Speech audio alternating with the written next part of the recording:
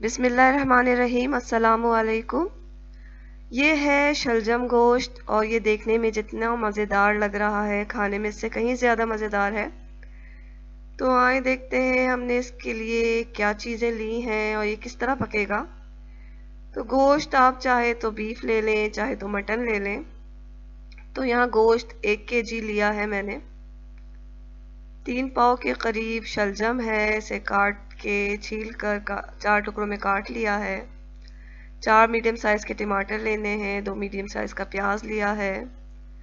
आधा table spoon हल्दी powder, 1 table spoon लाल मिर्च पाउडर जाएगा इसमें। हस्बे ज़ायक़ा नमक चाहिए होगा हमें। धनिया पाउडर 1 टेबल स्पून, ज़ीरा पाउडर 1 टेबल स्पून जाएगा।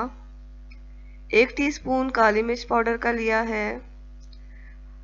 गरम मसाला पाउडर 1 टेबल स्पून लेना है। 1/4 कप तेल का चाहिए होगा हमें। हरी मिर्च, लहसुन और अदरक को पीस कर 2 टेबल स्पून के करीब लिया है।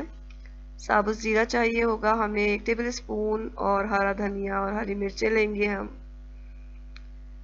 तो नाज़रीन यहाँ मैंने पॉट को चढ़ा दिया है गैस पे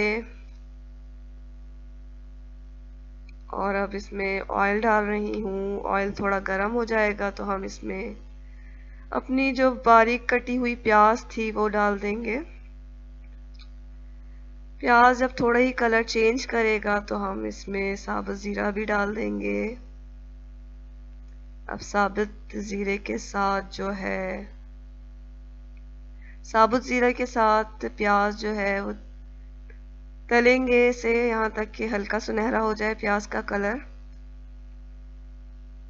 तो जब प्याज हल्की सुनहरी हो गई तो मैं अब इसमें गोश्त डाल रही हूँ। गोश्त को धो के अच्छी तरह साफ कर लिया है मैंने। गोश्त को प्याज और साबुत ज़ीरा के साथ थोड़ा भूनना है ताकि उसका कलर चेंज हो जाए। फिर हरी मिर्च, लहसुन और अदरक का पेस्ट इसमें डाल देंगे। लाल मिर्च पाउडर डाल दिया यहाँ पर। हल्दी पाउडर डाला। धनिया पाउडर और ज़ीरा पाउडर भी जाएगा इसमें।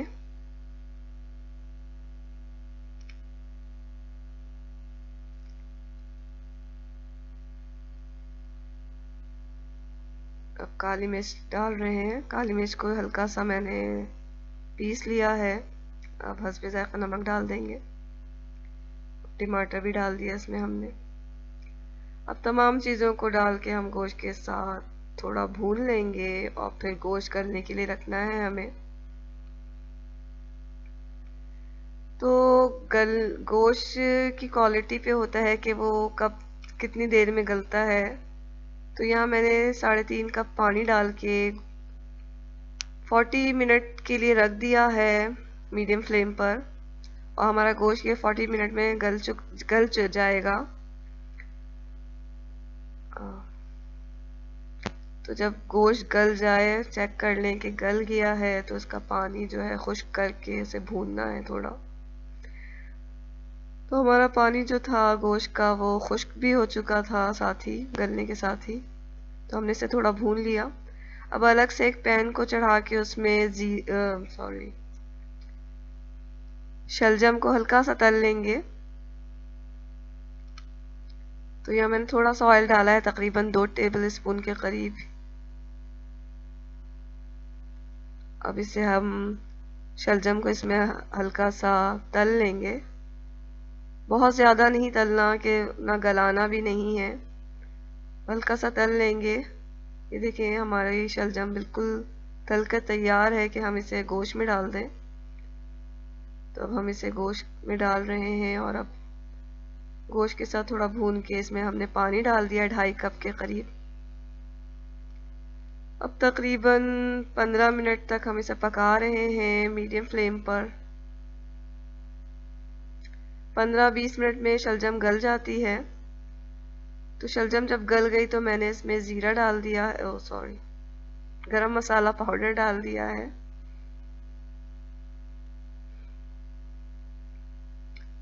और अब हरी मिर्चें और हरा धनिया भी डाल के हम इसे दम पे रख देंगे। तो धनिया डालने के बाद इसे थोड़ा चला लें, वरना धनिया जो है वो भाप से जो है इसका कलर ख़राब हो जाता है।